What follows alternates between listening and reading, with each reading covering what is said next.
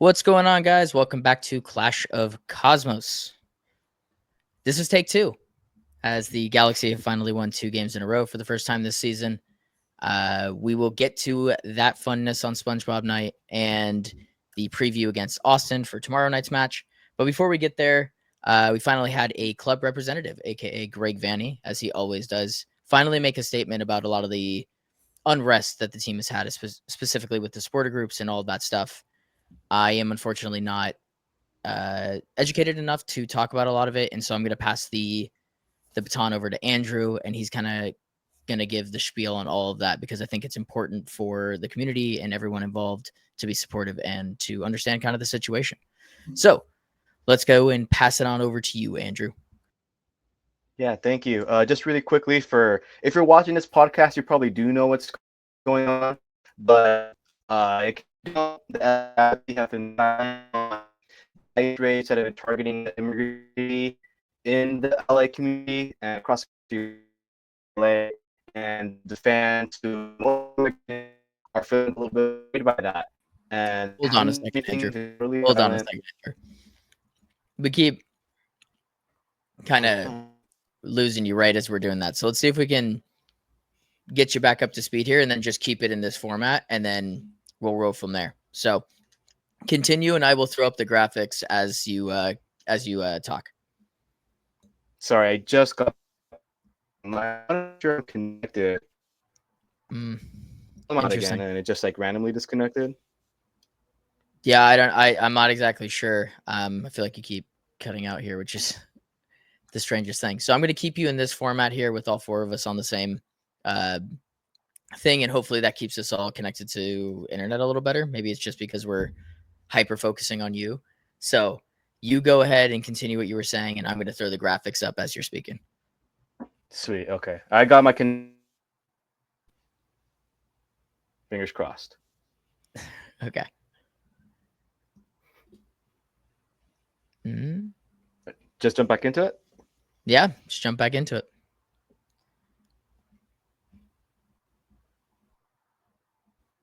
Cool. Oh. Yeah. Sweet. Okay. Yeah, so I'm just going to jump back in. LA Galaxy have been silent regarding the ice raids, in fact, impacting a lot of their fans. They haven't said anything, and the fans are feeling pretty betrayed by that. The only person who's had the chance to say anything really is Greg Vanny. I bet if it was up to the club, they wouldn't want him to say anything, but Greg Vanny is the face of the club, and when it comes to pressers, he gets to talk to media, and we get to ask him questions about what's going on. This is something he said in an interview with the LA Times.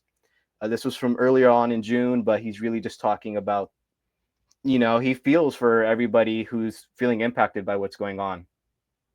I also got to ask him a question after the game against DC United, asking what his message would be to fans who, obviously, we all want to support the team, but when we're feeling a little bit betrayed, it makes it a little bit difficult. And so the fans go out and protest. I wanted to hear his take on that.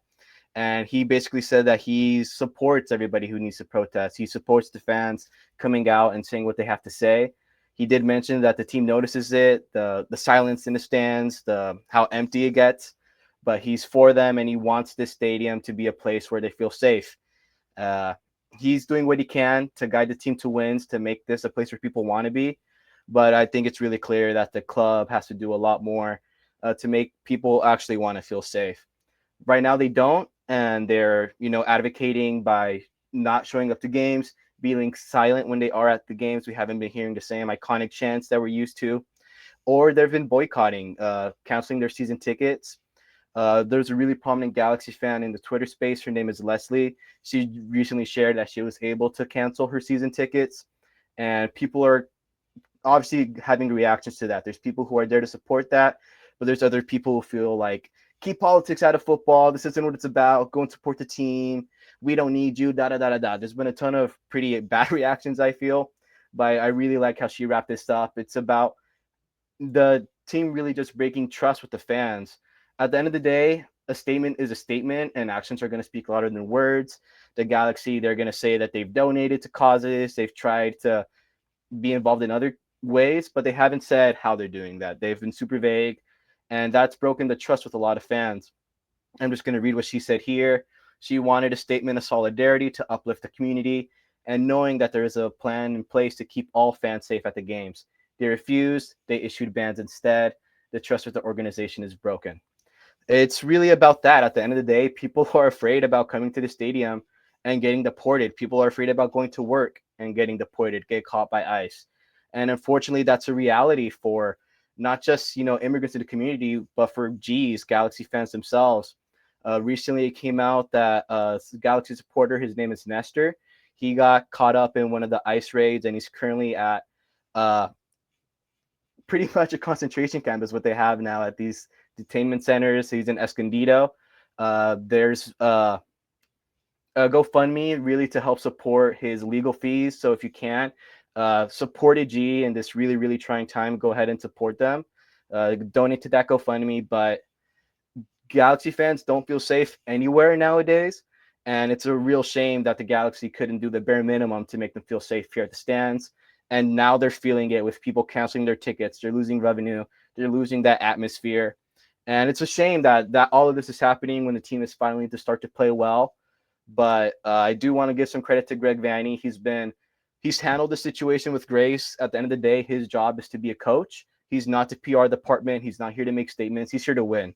So for him to go out and say all these things he has in support of the protesters, the fans, I think it just shows what kind of a person he is. It speaks to his humanity. So really commend him for that, for even taking the questions in the first place. It's not his job, but, hats off. And we just wish, I feel like all of us, that the club, that the MLS as a whole will do more to make these fans who really bring life to these stadiums, to these clubs, make them feel safe and make them feel like this is a place they can be. So, yeah, it sucks that we have to open up the pod with something a little more heavy, but it's real. It's impacting a lot of us, and anything you guys can do to support our community, it's definitely appreciated in these times. Yeah. I mean, like I said, it sucks that we have to open on a heavy note, but I honestly, I think to your points on Vanny and the way that he's handled it, it sucks that he has to. That's not his job as a coach, and it's not the player's job to have to burden the responsibility of this matter as well. And I think that because AEG and because the Galaxy have just decided that their stances were not going to do that, unfortunately, the people that are in front of the cameras are going to get the blunt of that. And in front of the reporters at all times are going to get the blunt of that. And that happens to be Vanny and the players. And it sucks. I mean, me, you, and Mila were there at the game. And when the supporters aren't there, you feel it. It's a real change in the atmosphere from a normal game. Look, supporter groups are the lifeline of a club. If you don't have them, you are nothing. These stadiums are built out for supporters groups from a business sense. Sorry. That's what they do. They're your blood. You have no heart without them, and it's unfortunate that the team has continually failed them. I'm obviously a little removed from the situation because I'm all the way in San Diego, but you feel it on TV too. It's noticeable from start to finish of every match that there's no one there. Even if it's a sold out crowd, if there's no supporter groups, there's no one there, in my opinion. So good on Vanny for finally speaking out. Sucks that he has to be there. It's more of a do better Galaxy. I'm going to link everything that Andrew was talking about in the comments of this video. So if you want to go support Nestor, you want to go read Andrew's stuff on it because he's obviously much more knowledgeable than I am. Please go do that. It's all good work, and everything goes to a good cause. So, you guys ready to talk maybe a little more uplifting stuff now? Yeah. Okay, let's get to it. Yeah. We're back, dude. We're so yes. We're so back. Mila, you were in the stands Ooh, with me. How you feeling? I'm feeling great. I think we had a good group of guys watching that game, so that helped. But I think all of us enjoyed seeing that Royce goal go in. He's been great again. I think we repeat it every pod, but it's worth repeating that he's been fantastic for the past 11, 12 games, and he just happens to have a goal or assist in those past 11 or 12 games. Team of the match day to go along with it. He did a lot of good things going forward, and we talk about that week in, week out, but this game he also did a lot of ball winning, ball recovery. He had a lot of one duels. He looked like a complete midfielder in this game, and it's a scary thing to say about someone that's 36 years old, and supposed to be on his way out of the game. So he looks fit, and I think we could say that about a lot of our guys, if not all of them right now that played, and not only fit but ready to go, ready to get stuck in, and ready to fight. I think that was very clear throughout the entire team in that game. I don't want to say that DC gave us too much trouble, but when we did need to win the ball, we won it back with authority and with conviction rather than half-assing and being nervous going into the tackles. I think this was a change in the mindset, even from the game before. Although we won that, this seems like a team that's hungrier, and I hope it gets more like that week in, week out. Yeah, the hook Royce has been unbelievable, and I've had my reservations about the Royce and Fagundes midfield, right? Like, I think Surio is our most important player when it comes to that midfield, but if you are going to play that midfield, somebody has to make up the slack of defensive work rate. And to your point, Royce won 7 of 9 duels. He had 3 of 4 tackles. That's not his game. But if his midfield is going to be successful and this team ultimately is going to be successful, it's that type of work rate and that type of energy and that type of defensive shift that's going to allow our team to build and stack wins. We are a dominant team when Royce plays like that. I think I'm going to save a little bit of this for like the late game struggles that I've started to notice, but having him that involved and that involved on the defensive side is only good things for the Galaxy, and something that now I feel like we can kind of just rely on. Like you said, he played another like 84 minutes before he went super defensive towards the end there. Like, he's healthy, and we're a much better team when he's healthy. Yeah, Andrew, you were also there. What were your thoughts on Royce in the game in general? Yeah, Royce again. I'm pretty much just going to echo what Mila said. Really, really complete game. That defensive effort, again, super admirable for someone like him. Like you said, it's not his game, so great to see.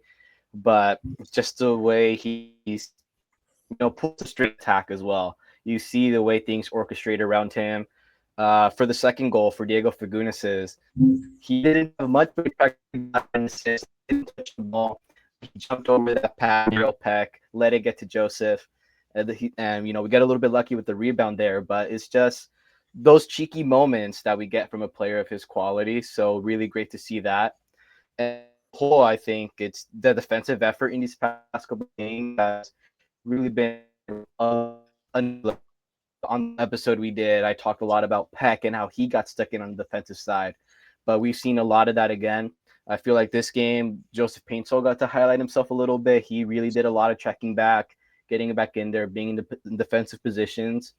And another player he could say maybe defensive isn't his game, but he's doing great, is Diego Fagundes. We've seen him the last couple of games in this deep lying role, kind of sitting alongside Edwin Surreal.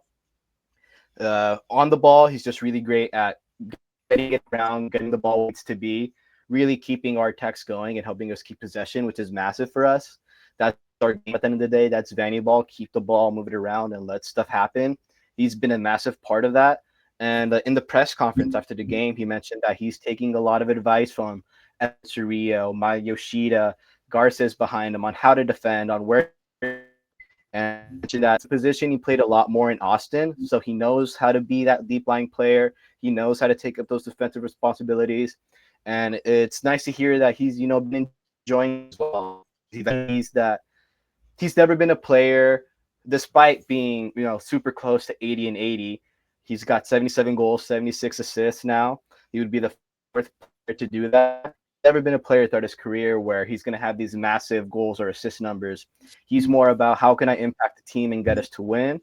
And it's amazing to have that type of player in your lineup. If we could have 11 Diego Fagundeses, I think that would be great too. But we just have the one, and Marco Royce, Gabriel Peck. It's hard to complain, but just seeing him do things on both sides of the ball has been really, really impressive. And I think the whole taking this defensive responsibility a lot more seriously, and it's reflected a lot in the scoreline. Giving up, one goal in the past 2 games is great when we used to give up about we feel it, but it's turning into results. And like the mentioned, if we keep up at defense great, I'm sure the rest of the season. So all around a really great performance. Yeah. Dari, you weren't on the last pod, and so you haven't got to sing any praises about Fagundes. So I'm going to give you the stage to do that if you would please. Yeah. I think it's finally starting to kind of click the way we thought it should be clicking all season with him. I'm not sure what happened in his mind, but it looks a completely different player, and it's really gelling everything together in a really good way. From what I got to watch at the last game, I was working at the same time, but I had it on. It was probably our best midfield performance, I'd say. Against not the best opposition, but you got to play what's in front of you, and I was pretty satisfied with it. I think it was a good performance. Obviously, towards the end, we dropped off a fair bit. That's not something you'd like to see. I was kind of surprised not to see us give up that lead given the last 10 minutes we watched, but that was a good performance. I was happy. Yeah. Overall. Can't ask for too much this season, I guess. You really can't. It is. I always just now I'm getting to the question of like, why was this team playing so bad? There's not that many changes that have happened. Like, yeah, we got healthy, sure, but it's not like the team is just fundamentally different than it was 4 weeks ago. You know what I mean? We're just like, finally, we just figured it out. Like they just decided, okay, like we're tired of this, so we're just not going to do it anymore. We're not going to lose anymore. I think it just comes down to Fagundes adapting and Royce getting fit. Those are the two things we've been talking about lately, and that we've been playing better lately. That's fair. I mean, honestly, this is just the Ricky role. I thought honestly have been saying that it's been Royce. Like, no, Royce is just being Royce. What Fagundes is currently doing is it's being the Ricky role, and like it's bringing the best out of Cerrillo. Like I don't need Cerrillo on the ball taking 1,000 touches a game. I don't. What I do need is a creative player to get the ball off of Cerrillo and then spring it forward. And obviously Nascimento has been great. This was like his quietest performance, but he just does so much off-ball work that it's starting to really click. And these guys are starting to gel. And that's like the real positive sign is like I'm envisioning Ricky Puig plugged right into where Fagundes is. And I don't know if there's a single team on planet Earth. That's how confident I am that can beat this team if Ricky Puig is in that spot. Defensively, I mean, for the first 60 minutes, like really impressive. Obviously, DC made some subs and they changed the game, and I think that's probably a good segue into the late game struggles. I'm not surprised by the late game struggles. Like we're not a very good team still, but this is like where good teams become great teams is when they figure out these late game adjustments. I think Vanny's having a hard time figuring out when is the best time to switch up the Fagundes Royce pairing, and that just comes down to legs. Yeah, I mean, I feel like this has been an issue for Vanny in his time here. Are these late game substitutions, and a lot of the time we are complaining about his decision. Luckily, there's not many expectations this year, and we'll take what we can right now. But you're right, there was a big drop off when that substitution was made. Yeah, I mean, Benteke came into the game, and while he was pretty crap, it just changed their structure, and eventually definitely, yeah. But we also what happened? We didn't make a sub until the 78th minute, and in a game where you're up 2-0 and the other team makes 3 subs in the 57th, like it's a little too late for me. Yeah, I needed adjustment earlier. Yeah, like they threw the first punch. It clearly worked, and like I just think it was the wrong subs. I don't think it was the wrong subs for the moment. I just would have liked to have seen either those the players that needed to be put in. We just don't have any Berente other didn't options. come in till Berente came in the 90th minute. Like, Yeah, Berente sorry. is not part of this conversation though. If I'm putting in a player like in my head, when DC makes the 3 subs in the 60th, I'm putting Sanabria in straight away for Sanabria makes sense. That's the one that makes sense. But I guess you could sub the fullbacks. They didn't seem like the ones that were struggling at the time. Yamane got lit up, and I think that's why he got taken off. Oh, you're right. He got hit on that. So the head injury. Yeah. I'm gonna give him credit there. I thought Aude was fantastic, and unless they've Mhm. got something on his tracking data where like he was just super fatigued, I don't really understand why he was taken out for Nelson, unless it was Either just that or let's play keeping defensive. Nelson. Yeah, or it could be keeping Nelson match sharp in case we do want to try to move Aude on still. That's true. We haven't even talked about Aude in this one. He was like outside of Royce, I thought he was our best player. He was really good. Good. For goodness, was really good too. He had like 13 passes into the final third. He scored a goal too, so it's hard to like. He did score, but Maybe like he on was top sorry. of that, like Let me he's rephrase really that he was our he's best thriving in that deep lying role. Yeah, best defender for sure. The honestly, their link up has been super impressive to me. Like Fagundes to and Aude. Like Aude is just such a good technical player that I feel like alongside another technical player, you're starting to see both of them spring forward a little more. And honestly, like we are holding the ball, but we're just more. I don't know what the word is, like not proactive, but more forward thinking at all points. It's less of this sideways or going backwards thing all the time. It's more imaginative. Yeah. So I think that this late game struggle thing just comes down to Vandy making the adjustments, and maybe he's just getting a sample size because we haven't been in front of games enough for us to actually know what to do in these situations. There's a chance that we do it again this week. Yeah. I don't know. I think a point I'd like to make regarding the late game struggles is, as soon as Benteke came on sort of that shift in the dynamic, we went from totally dominating the game like we did against Vancouver. It was essentially all us to, DC getting a little bit into it. But even then, we only saw their first shot maybe around the time Benteke came in. I remember mentioning that to Dylan. It's like 50-ish minute sails over the bar. But we looked at each other. Is that their first shot? And it felt like it was. And maybe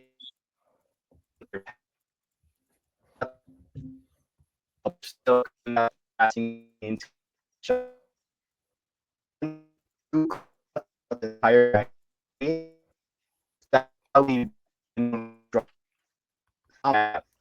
great one too to create the goal for DC, but I felt like still defensively that we were solid, and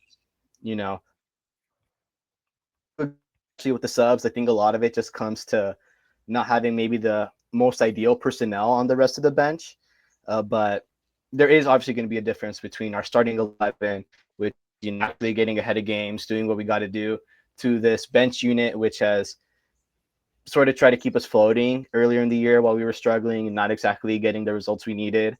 So there's going to be a difference there. But I think that might be part of why Vanny maybe hesitated to sub. He knows that what he fielded, his first 11, is going to be his best 11. As soon as he makes some changes, some things might happen. But I do definitely agree. I think Sanabria maybe could have come up earlier, use his defensive work great. But all of that to say, I still feel like we defended pretty well.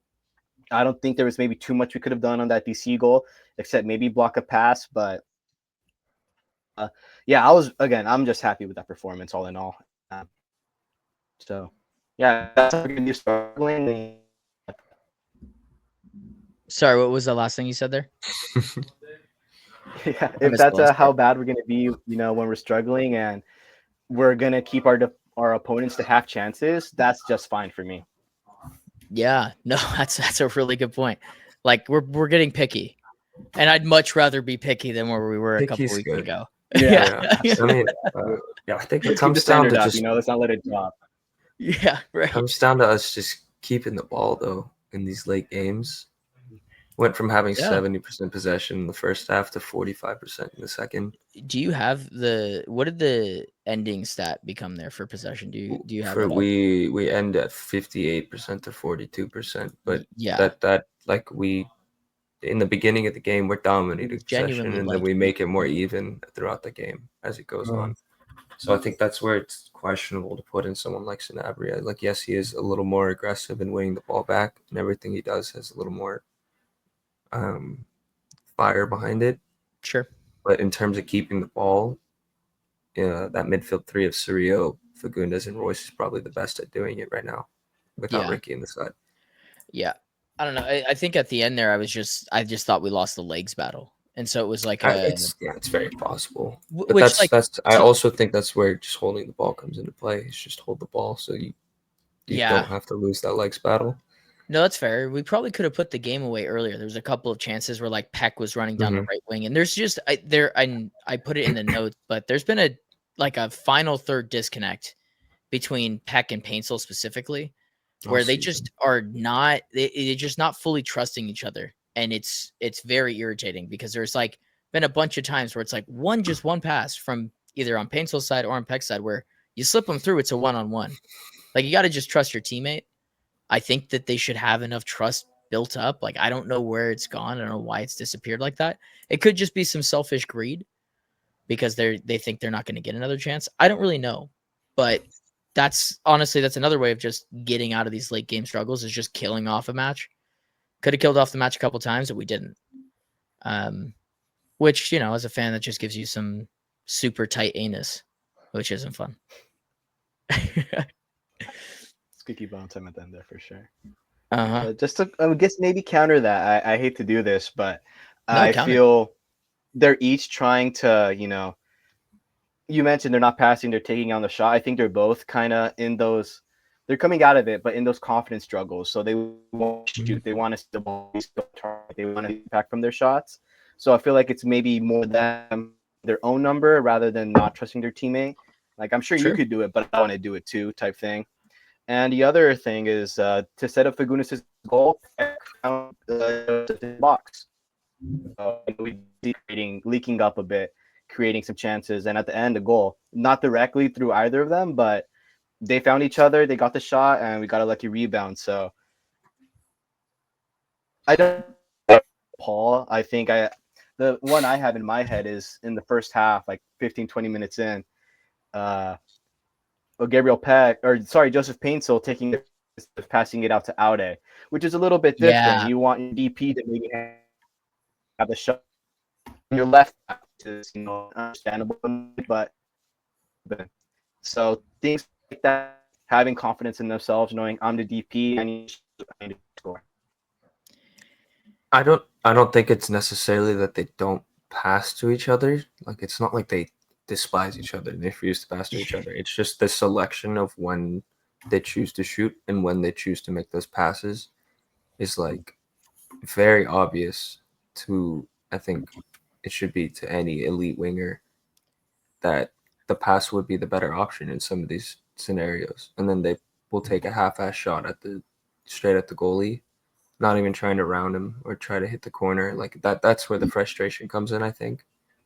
Because we know they can do that, but they could also just slot it to the next guy, and that favor will come back around. If they build that up, we'd be swimming in goals this season. I mean, it's something that we did so much last year that it's weird to see it now, but I feel like it's like each one of these players is trying to get back their own individual form. So it's like when they have that moment to make that pass, it seems like they're electing to shoot every time for whatever reason. And no, I think you and Andrew are right in that sense. I think it's just where the frustration comes in is like they need to not do that. They need to bring each other up rather than trying to bring themselves up. The counterpoint there is super valid. I mean, as a forward, and Dari can speak to this too, I totally fucking get that. Like, if I see the fucking goal, I might just take the shot regardless, and then I'll give you one of these, like. But that's okay if like every like 1 in 5 you're fucking putting them in the back of the net, but if you're every fucking 1 in 5 you're putting the ball on target, that's an issue. What I was gonna say is the big difference is like they're not threatening right now. These are just shots, and I'm okay. I'm not worried about it. No, look, the big difference is when we were playing. Like last time I played competitive was like in high school. I didn't have a video coach that I'm just hoping is taking the iPad and smacking him on the fucking head with it. Like, hey, look at this, dummy. Like, that's the pass you need to make. And it's every game. So, like, they're professionals, and I know that they definitely have film, and I'm just speaking out of my ass. But, like, as a fan, it's a little tough because I'd rather just see them make the right play than them try to get themselves back into form. Because I think that form ultimately is just a momentum swing of the team. If everybody in the team is in form, ultimately you will be in form. It's not for me, it's more of a team thing than it is an individual thing. Which I think is why we've seen so much out of Royce and Fagundes now, is because it's a team collective. Like, the back four into the midfield has started to play well together. And that's why as a group, they're playing well together. Yes, Royce is an X factor, but look, Nascimento every single game, I think, is just doing the right things, and it's resulting in good outcomes. If Peck and Paintsel just do the right things, I think that will result in good outcomes. I think Royce also, his performances have been speaking to that point exactly, because he does all the right things, no matter if it's beneficial to him or for the team. Most of his good actions have been assists that nobody else could see coming, and he just flicks it around, finds a player, and then he makes everyone around him better. And that's what I kind of want to see out of Peck and Paintsel. I think we've seen a lot of improving out of them, but there's still missing that connection between the two. Individual That improvement front for three, sure.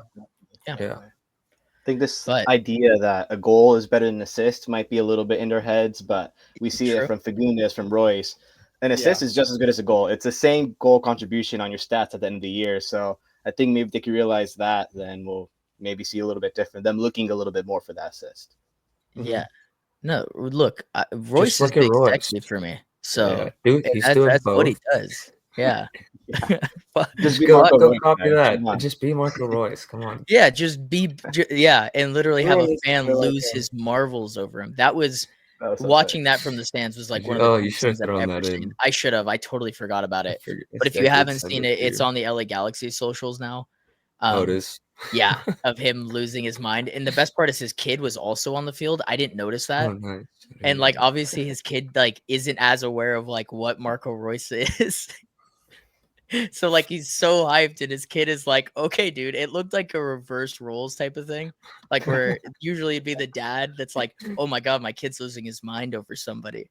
It was great. It's good to have times like this back. I'm happy to have times like this back. So let's get into why it should continue into a 3-game winning streak, which we all know that Greg Vandy doesn't like a 3-game winning streak. It scares him. We're gonna light the candles. We're gonna light the candles. Oh man, I'm so spooked. It's just not what we do. Like 3-game things, like going back to since Vandy's been here, like it's been like a tough thing. That's pretty goofy in the last 11. There was a lot to do last season. Austin FC. They're like a mixed bag this year, I feel like. They just lost Brandon Vasquez to a season-ending injury, so speedy recovery for him. Happy he's not playing. Drew to New England. I think they've drawn 2 in a row, but they've played in. Their goalie has 3 straight clean sheets. That's their star player. Like, if I had to pick out one guy, it's him. 8 saves last game. Yeah, I think the last game against them that we played, like, it was one of those like back and forth 0-0s, and then that was the weird one where Yoshida the ball just hit his arm, but McCarthy made a penalty save, and then we still conceded in the 90th. Were we there for that one? No, it was in Austin. But I remember being super fucking mad about it. I can tell you that much. Yeah, it was the first. So I mean, they're a pretty box standard 4-4-2. From my understanding, they are now going with the 2 forward look because they don't have Vasquez. They have LAFC friend Sanchez in the midfield. If there's a game with Sanchez in it in LA Galaxy, like, he's going to be a shithouser. All right, and I expect that. So they're playing 2 30-plus-year-olds at striker. Yeah, this is our type of game, boys. The Garza's masterclass. The Garza's Yoshida masterclass is about to be put on. Yeah, I am fully expecting us to hold the ball for a majority of the game. I think it could be potentially very similar to the game that we just watched. I think that you have to get the first goal and you have to make them attack you at some point, because I think that they're totally content right now of just taking 3 points, taking a point, getting to somewhere near the All-Star break, League Cups break, and then figuring out what to do once they can kind of get to the summer window. So we have to get the first goal, and we've done that in 2 straight games. Can we do it in a third one is the big question, especially against a good goalie.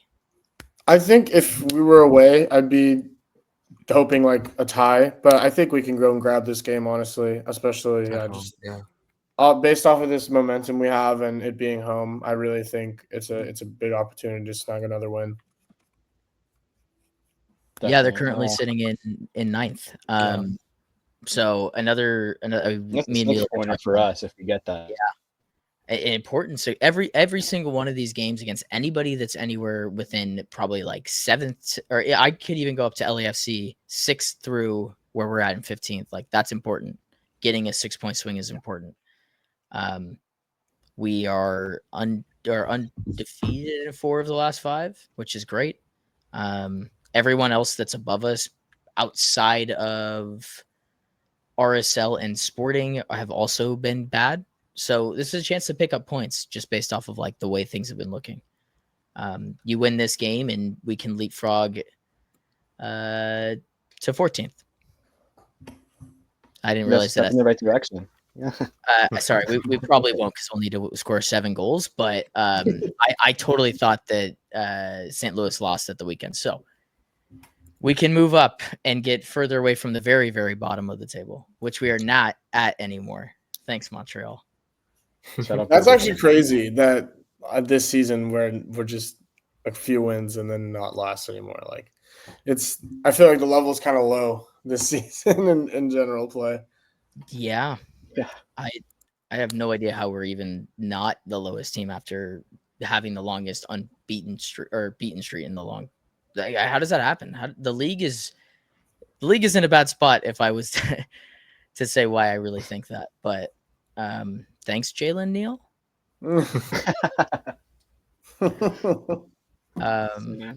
Once a G, always a G. Yes. Yeah. So I mean, I don't really need to talk about the lineup. I mean, unless you guys do, I think it's going to be the same thing. Yeah. I hope it would be the same. Yeah, Same 2 in a row. I think it'd probably be smart to run the same one. Lineup. Yeah. Only thing is that this is like a midweek game. We play again on the weekend. Maybe Vanny might want to save some legs, but I don't know if that's the call. You know what? You might got to be right secure about these home points. You could be right, but I hope we don't do that. I also hope. I think he's. I mean, I should hope, but I think he's going to see the opportunity too against a weaker Austin team at home. Yeah. At least start the big boys and try to get them off early if we're playing well. Yeah, if I'm looking at the next 2 on Saturday, this is the one to go get. And if you can get anything out of beating or just getting a point out of LAFC, like, you take that and you run to the hills. And then their weekend, yeah, long done for the year. But I think that just unfortunately for him, but getting it, fortunately for us, yeah. And then look, we're gonna have I don't think that, and we'll probably have the discussions. I think if you get 4 points out of the next 2 games, there's a chance that Marco Royce is shut down for a month. I'll shelf that for a bit because I think that I could see that as well. Yeah, we'll save that for the episode after the LAFC match. But everyone's favorite time of the show, star players and predictions. Yeah. So Andrew, I want you to start with your star player and prediction for Austin FC versus LA Galaxy tomorrow night. Yeah. I'm gonna stick. I'm gonna go with Diego Fagundes, I think, for my star player. Just from how Austin are and our last 2 games, I feel like it's gonna shape up to be a very similar game. The demands, the requirements to win this game are gonna be very similar, and that's gonna mean a defensive shift from everybody and being able to control this ball, not cede possession. And we talked about at length how important Diego Fagundes is to that today. So I think we're gonna need to see more from him. Again, I don't know if he's going to get a goal and an assist, but I think just what he contributes in terms of getting this ball forward, making sure we circulate it, getting us around, it's going to be big. yeah, I mean, you could also point to Marco Royce. I feel like I know somebody who might bring up Marco Royce later on, but he's going to be big again as well. The goals in the back of the net. It'd be great to see Diego do that as well, like he did against DC. But that and one other massive thing I want to shout out. They've been, I feel like, lights out the past couple of games, especially against DC. They had lots of actions, lots of blocks, lots of interceptions, just getting in the way of passing lanes. So they're going to have to be big as well. Again, I think this is going to be a big team performance that we're going to need. But I'm Diego Fagundes. He's going to be my star man. He just looks so good on the ball. I like seeing him operate in that Ricky role, like Dylan mentioned. I feel like he does really great at that, contributes on both ends of the ball. So that's what we need. Everybody to contribute on both ends. Score prediction. I want to say a 3-1. I was debating between a 2-0, another 3-0. But again, this game just feels so similar to me. I feel like we might still concede, but I do think we could get some goals in again. I just like the way we're looking attacking-wise, creating lots of chances. And I hope that, the video coach that Dylan was mentioning gets through to Joseph and Jake and Impact, and they start making those third passes. Because if they do, I do think we can put some more in the back of the net. Yeah, so I got a 3-1, and I got Fagundes as my star player. Heck yeah. Oh, I got to put Andrew back in. But Dari, All right. I'm gonna go. I think Nascimento is gonna have a big one this game. I think this is a game where the striker needs to kind of take charge, and I think it's kind of been in the works for him the past few games. He's been showing well, but hasn't had the stats to prove it. I think he'll get those not today, tomorrow. But yeah, I'll go with a 1-0. I think it's going to be kind of a tight squeeze. They have a great defense, but not a great front line. So I think we'll be able to hold them. It'll be a clincher, but a good one. I think 1-0. Nascimento. heck yeah. Mila. I'm going way more positive. 3-0. Let's see. Close out the home run. 3 games at home. We've won 2. Royce assists. Nascimento goal in the first one. Second game. Nascimento assists. Royce goal. Third game. Royce and Nascimento both assist and goal. And then whoever, Yoshida.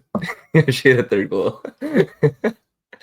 I do think it's gonna be Royce again, but like Dari was saying, I think Nascimento is gonna have a large part to play. He didn't make many passes last game, so hopefully he'll get a little more time on the ball against Austin. But I do think Royce just pulling the strings in that midfield, especially with 2 guys in the midfield in a 4-4-2 in the central, I think we should be able to dominate there. Not really worried defensively either. Against this 4-4-2 with the old strikers up top. I think we have more than enough in the defense to take care of that.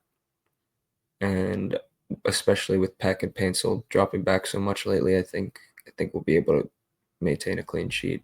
So yeah, 3-0. Royce. Boom.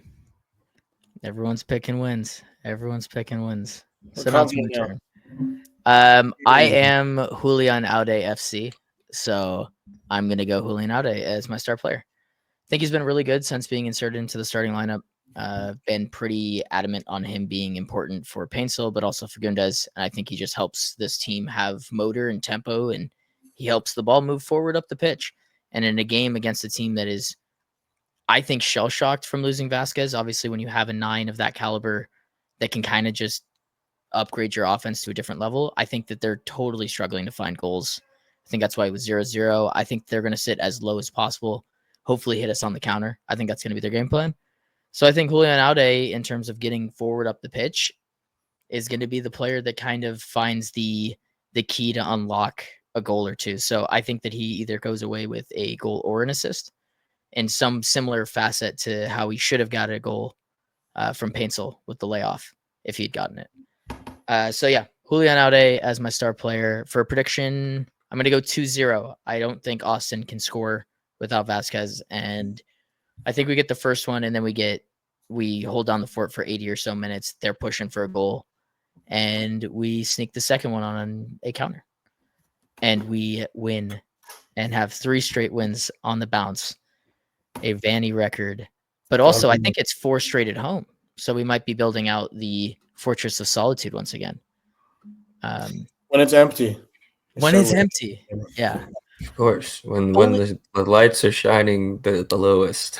Yeah. The lights are dim right now. Yeah. That's Galaxy. Hey, on the bright side, the players can hear everything that we're saying. That's true. That's true. Especially the other team on the corner kicks. Yeah, we were in that dude's head. That fucker could hear us in his fucking dreams. Their corners were so bad too, though. I know we didn't mention that, but they had some really stinky corners. Oh, they could hear us. Yeah, they were like, "Oh, that guy in the Spongebob hat." Yeah, if I'm gonna give the Galaxy any credit, like that was a great theme night, and I really like this hat. Yeah, I was bummed to miss the theme nights we do a pretty good job on. I'm getting FOMO just looking at your hats. You might. Well, I get FOMO looking at your hat. I don't trade you. I genuinely trade you. Well, it's enough positivity for today, I think. Hopefully Dari's hat emulates the game. Yeah, hopefully we're the top one, right? Yeah. Well, maybe we can be the bottom. Who knows? That's all preference at the end of the day. Cool. You guys good to wrap it up? Yeah, all good.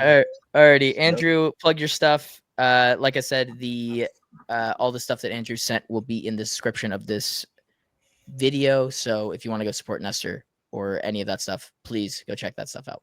But Andrew, go ahead. Yeah, thank you. Just want to reiterate that Nestor's link is going to be in the description. That GoFundMe, it's about 80-ish, 85% of the way. They're trying to get legal fees to get him some legal representation. Hopefully get him out of that internment camp that he's in. It's a really shitty situation. So anything that we could do to help a fellow G get out of that, massively appreciated. Besides that, you can find my coverage of the entire situation of Greg Vanny's answers on Los Angeles Sports Nation. Got weekly articles there, articles after every match day. So feel free to check that out. I definitely do my best to, provide you guys honest coverage of everything that's going on. So you can catch it all there. We're on Twitter at NGF Andrew, as you see there on the screen. Nuestra Galaxia Futbolera on Instagram. We have our clips of presser questions. Got some really nice ones with Vanny and with Julian Aude over the weekend. Keep an eye out for some more after this game on Wednesday. But yeah, looking forward to continuing to cover the game for you guys, this team. And it's always a pleasure to speak with you guys. Love it. Hell yeah. As the Galaxy look to make it 3 in a row, there's too much positivity on this podcast. And so we'll end it there. From myself, Andrew, Dari, and Mila, we have been Clash of Cosmos. This has been episode 20, and we will see you guys in the next one. Ballet, Highland champions. They're going to go alone. Still back. What a goal. It's 6. They just cannot stop scoring. The volley from Bono. Yes. San Jose carved open with a world-class pass from Ricky Pooch. Glittering Galaxy, and Landon Donovan is the match winner.